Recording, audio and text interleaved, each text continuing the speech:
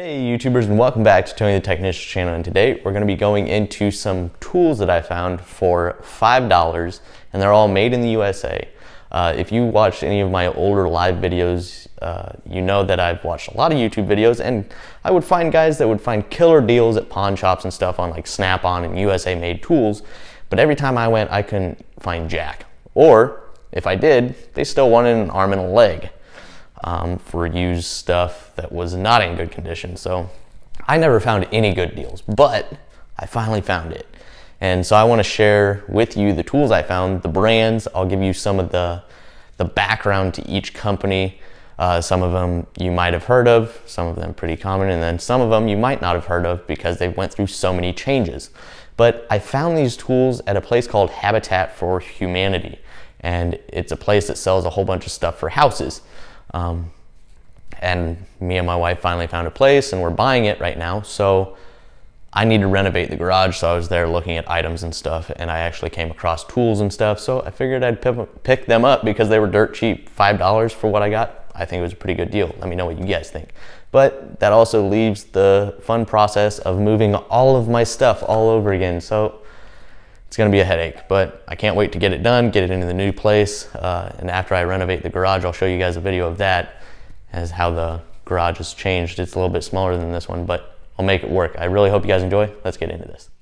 Alrighty, YouTubers. So the first two items that I found at Habitat for Humanity, the first one up is going to be actually a Cornwell socket, USA made, just like all the other products that I'm going to show you. It's a 7/8 12-point socket, a little dirty on the inside, but that can easily be cleaned up. Not too bad of shape. There's a part number 2128. Cornwell was actually originally out of Ohio, and their tools are made out in Pennsylvania. So that's the first one I picked up, and each one of these sockets that I picked up was supposed to be 50 cents, and then I also picked up some wrenches as well.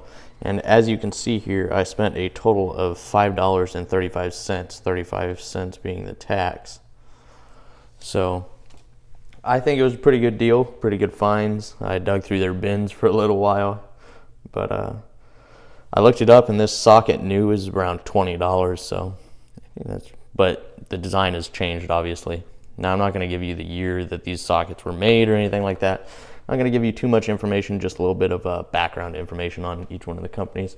And then this is a 5/8, half-inch drive 5/8 from Wright Tools. And focus is Barberton, USA, DS155, 53 plus. I'm not sure what this is. If you guys know, please let me know. But this socket's actually in pretty good condition as well, and it is also a 12-point socket. So those were the first two that I found, and Wright Tools was founded in 1927. Next is actually a Craftsman socket, and Craftsman was actually introduced into Sears in 1927, sold to Stanley in 2017, and now sold at Lowe's since Sears filed all of that. And so the thing with Craftsman, some items are going to be USA made, some are Taiwan, some are China. As you know, this is obviously a Craftsman made in the USA.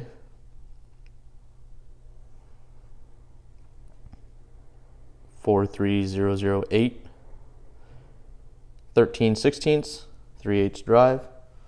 And this one is actually in really good condition. Next up is going to be these three. These are actually all Husky brand. Husky was founded in 1924 in Milwaukee, Wisconsin. Now manufactured by many different companies, Black & Decker, Apex, Western Forge, and a few others. They went through a few changes in companies in the 20s and 30s and in the 70s before the Husky that we have today. But as we know, Husky actually, their products made in mainly Taiwan now, they're actually still really good products for the price. But here is a Husky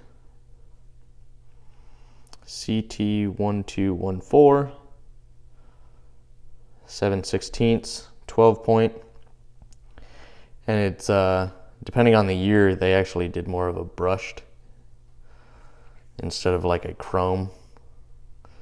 Here is the Husky CT122, and it is an 11/16, 12 point socket.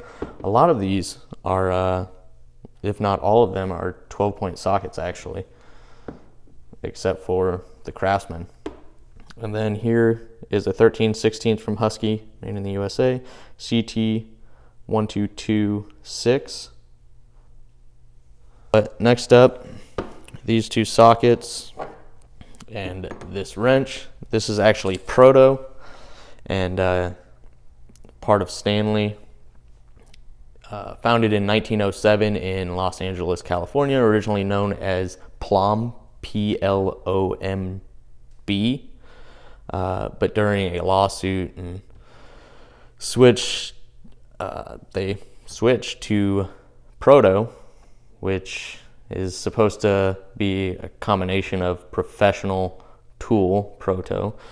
So one thing you do notice on, I believe it's this one, is actually a Challenger, which is like their economy or cheaper line, but still USA made.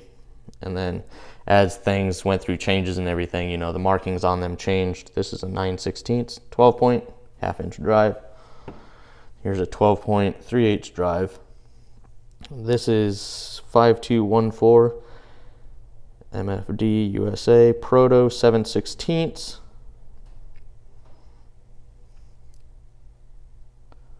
So, and then I also have here the 13/16 and 3/4 inch wrench Proto MFD USA, part number 3039-G or Golf, and then it's blank on the other side.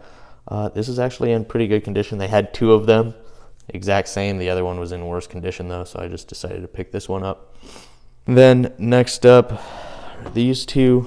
This is going to be Action, and it actually started out as Thorson in the 1920s, went through a lot of different changes. I looked up the websites on all these companies and kind of the background, but there was a lot of changes through Thorson. And it's a lot to read, but Action is actually the economy or cheaper line of Thorson. And then they have some engraving on this that was done. I don't know, but here you can see 7/16 Action MFG USA 514 Alpha. The A is kind of rubbing off. Also 12 point, 1/2 inch drive, then 3/8 drive, 17 millimeter. This is actually a 6 point. So, Action MFD USA, manufactured. Action was introduced first in 1957, and then they added the MFD to the sockets in 1962. Next up is this socket. This is actually I believe it's Herbrand. I'm not sure if that's how you pronounce it or not. Fremont, USA. Number Juliet 112. It's a 3/8 and 3/8 drive. Chrome vanadium. So 12 point socket. Pretty nice little socket. But Herbrand, I'm not sure, founded in 1881. So Fremont, Ohio. I find that a lot of tool companies that were originally founded in the US actually came out of Ohio. Company was acquired in 1961 by Kelsey Hayes Corporation, which was a wheel company. After economic crisis, it fell to others like Triangle and Cooper. So that's just a little bit of background on Herbrand. Let me know if I'm butchering that or not. Next up is this double open end wrench. It's 1 1/8 on both ends, Fairmont, USA. Once again, blank on the other side. This one's actually in pretty good condition as well. So each one of these sockets was supposed to be 50 cents. And then the wrenches, I think they were around $3 or something. So obviously I got a pretty good deal if I got it all for $5. Because I got, basically $5 alone in just sockets. But the Fairmont was founded in 1917 in Cleveland, Ohio. 1953 was a subsidiary of Hodale, I'm not sure how to pronounce that, Industries. In 1984, it was renamed as Martin Tools. A lot of you guys might recognize the name Martin. It's a big tool company as well. So that's pretty cool. Thought that was pretty interesting. And then last up is this S-wrench. And this thing actually has, I saved for last because it's got a lot of history to it. I'm not going to give you all of it, but just want to share with you. Obviously the ends on here are a little chewed up, but I still thought it was a really cool wrench, so I picked it up anyways. 3/8 and 1/2 inch. You see 500 on this side. And then inside the diamond, it is actually W&B, made in USA. And the information I have on this is actually pretty interesting. I was just, reading through, and it's Warren & Brown. It was founded in 1921. They made cutting tools and other tools as well. They developed the actual, I wish I might throw a picture in here of a self-centering lathe chuck. And that was during the time of World War II. And then they made many engine building parts, such as like valve hones and clutch rebuilders and boring bars and a whole bunch of other stuff. In the 1940s, they got a patent for the invention of the deflecting beam torque wrench, which is still in use today. So that was really interesting to me. They also built the world's first cylinder head machine. And they basically did something within 10 years of, they built something in the 20s, 30s, 40s. They were known for something every 10 years at least. In the 90s, they introduced torque sticks. If you don't know what torque sticks are, they actually introduced these to the automotive field, which was really cool. If you're in the automotive field, you might love these or you might hate them. But I think torque sticks are pretty awesome, but that's what a torque stick is. It basically limits the amount of torque that you can apply to something when using an impact. And then in 2014 and 2015, they actually introduced this into the automotive field as well. This is actually either Engineer or Van Pliers, two companies from Japan. It is actually a screw removal set of pliers, and it's just how they built the teeth and everything. And these are actually really awesome pliers. So they actually introduced this design into the automotive field as well. They have invented a lot and designed a lot of what we use today, and I wasn't even aware of it. So that's Warren & Brown, which I thought was really interesting. But this is the stuff that I picked up all for $5 from Habitat for Humanity. All USA made stuff, pretty interesting. Let me know what you guys think, and I hope you guys really enjoyed this and a little bit of the background on each one. Maybe, I'm hoping my information is pretty correct. Let me know if you guys know much more about these companies. Thank you guys so much for watching, and I'll see you guys next time.